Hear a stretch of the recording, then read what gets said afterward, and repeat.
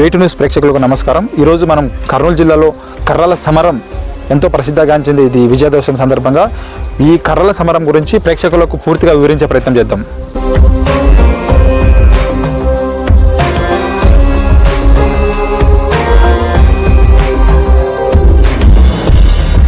ఈ బన్నీ ఉత్సవాలకు వివిధ రాష్ట్రాల నుండి భారీగా భక్తులు వస్తారు. అయితే భక్తులకు ఎలాంటి ఇబ్బంది కలగకుండా అధికారులు చర్యలు చేపట్టారు.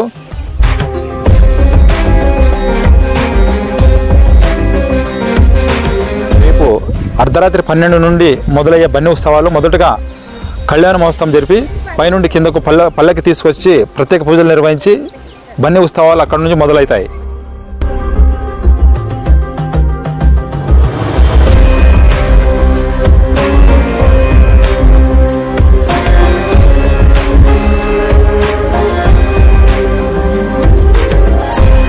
రాయలసీమలో కర్నూలు జిల్లా ఒలుగుందలో దేవరగట్టు ప్రాంతంలో జరిగే కర్రల సమరం ప్రత్యేకగాంచింది ఈ మధ్య.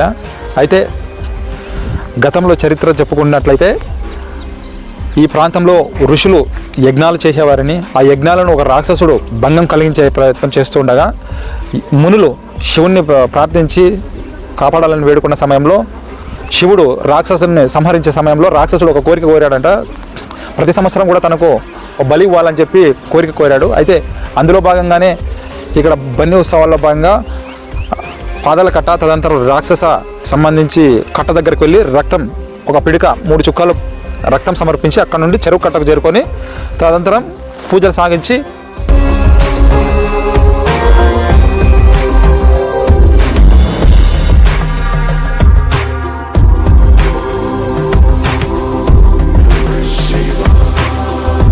బన్నీ ఉత్సవాలు మొదలైన తర్వాత పూర్తిగా అర్ధరాత్రి వరకు సాగిన తదనంతరం తెల్లవారుజామున ఇక్కడ దేవాలయం దగ్గరకు చేరుకొని తదనంతరం రైతులకు సంబంధించిన పంటల ధరలు ఈ సంవత్సరం ఎలా ఉండబోతున్నాయి అనేది అర్చకులు ఇక్కడే ఈ దేవాలయం దగ్గర నిలబడి భవిష్యవాణి వినిపిస్తారు. ఈ భవిష్యవాణి వినడానికే ఇక్కడ చుట్టుపక్కల ప్రజలు, రైతులు అందరూ కూడా చాలా ఆసక్తిగా తిలకిస్తారు. అందరికీ నమస్కారం అండి. రేపు ఇక్కడ పొలగొండ మండలము దేవరగట్టు విలేజ్లో దేవరగట్టు బన్నీ ఉత్సవానికి అన్ని ఏర్పాట్లు పూర్తి స్థాయిలో సిద్ధం చేస్తున్నాము. సుమారుగా 2 లక్షల మంది మనకి ఎక్స్పెక్ట్ చేస్తున్నాము క్రౌడ్ ఇక్కడ. సో ప్రజలందరికీ కూడా మనం ఆల్రెడీ అవేర్నెస్ క్రియేట్ చేశాము. ఎటువంటి హింసకి తావు లేకుండా ప్రశాంతంగా ఆచార వ్యవహారాలను గౌరవిస్తూ పండుగని సెలబ్రేట్ చేసుకోవాలని చెప్పి సో ప్రజలంతా కూడా ఈ గైడ్లైన్స్ని దృష్టిలో పెట్టుకొని ఎటువంటి హింసాత్మక ఘటనలకు పాల్పడకుండా ప్రశాంతంగా సెలబ్రేట్ చేసుకోవాలి, ఆనందంగా అని చెప్పి కోరుకుంటున్నాను. Thank you. మాలాసహిత మల్లేశ్వర స్వామి దేవస్థానము దేవరగట్టు ప్రతి సంవత్సరం మాదిరిగా ఈ సంవత్సరం కూడా దసరా బన్నీ మహోత్సవాలు ధరణికి తాండా కొత్తపేట గ్రామ పెద్దల ఆధ్వర్యంలో జరుగుతాయి. ఈ నెల 27వ తారీఖు స్వామివారికి కంకణదారము నిశ్చితార్థం ధ్వజారోహణ ప్రారంభమయ్యి 2వ తారీఖు విజయదశమి రోజు స్వామివారికి కళ్యాణోత్సవం ఉంటుంది. అమ్మవారికి స్వామివారికి కళ్యాణోత్సవం అయిన వెంటనే గిరిపైన నుండి జైత్రయాత్ర బండి మహోత్సవం ప్రారంభమవుతుంది. గిరిపైన నుండి సింహాసన కట్ట నుండి ముండ్లబండ నుండి పాదాల గట్ట నుండి రాక్షస పట్టకు పోతారు. అక్కడ రక్తదానం ఇచ్చిన తర్వాత శమీవృక్షం చేరుకుంటారు. శమీవృక్షం దగ్గర అక్కడ స్వామివారిని అమ్మవారిని కూర్చోబెట్టి ప్రత్యేక పూజ నిర్వహిస్తారు. అక్కడ నుంచి వణికేరకర చెరువు కట్ట మీదుగా ఎదురువస్తున్న గుడి చేరుకుంటారు. ఎదురువస్తున్న గుడి దగ్గరకు వచ్చిన తర్వాత పూజలు ఎక్కడ భవిష్యవాణి వినిపిస్తారు. ఆ వినిపించిన తర్వాత అక్కడ ఎదురువస్తున్న గుడి నుంచి సింహాసనం కట్ట దగ్గరకు చేర్చిన తర్వాత విగ్రహాలను బన్నీ ఉత్సవం ఇంటితో ముగుస్తుందని ఈ 3 గ్రామాల ప్రజలు యావత్ ప్రజానీకానికి తెలియజేస్తారు. ఇది బన్నీ యొక్క విశేషము, ప్రాముఖ్యత. 4వ తారీఖు ఉదయం మూల విరాటికి ప్రత్యేక పూజలు నిర్వహించబడతాయి. అదే రోజు సాయంత్రం రథోత్సవం ఉంటుంది. 5వ తారీఖు ఉదయం గురువయ్యలాట గురుద్రింపుట కార్యక్రమాలు ఉంటాయి. అదే రోజు సాయంత్రము వసంతోత్సవం, క్రీడోత్సవం, కంకణ విసర్జన ఉంటుంది. 6వ తారీఖు సోమవారము ఉత్సవ విగ్రహాలు దేవరగట్టు నుండి నెలకి గ్రామం చేర్చిన బన్నీ ఉత్సవాలు ఇంతటితో ముగుస్తాయని మా గ్రామ పెద్దలు నిర్ణయిస్తారు. నా పేరు గిరిమలయ స్వామి, దేవస్థానం పూజారిని. పూర్వము ఇదంతా అటవీ ప్రాంతం అండి. ఈ మృగాలు ఉండేటువంటి ఇక్కడ వెలుతురు సదుపాయం లేదండి, దారి సదుపాయం లేదండి.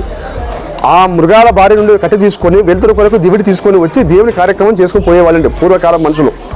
అదే సాంప్రదాయంగా వచ్చిందే కానీ ఇది కొట్టుకోవడానికి, సమరానికి ఎటువంటి అవకాశం లేదండి. అది అబద్ధమైన మాట. ఈ ప్రచారాల్లో ఎక్కువగా సమరం అనే మాట ఎక్కువగా వాడుతున్నారండి.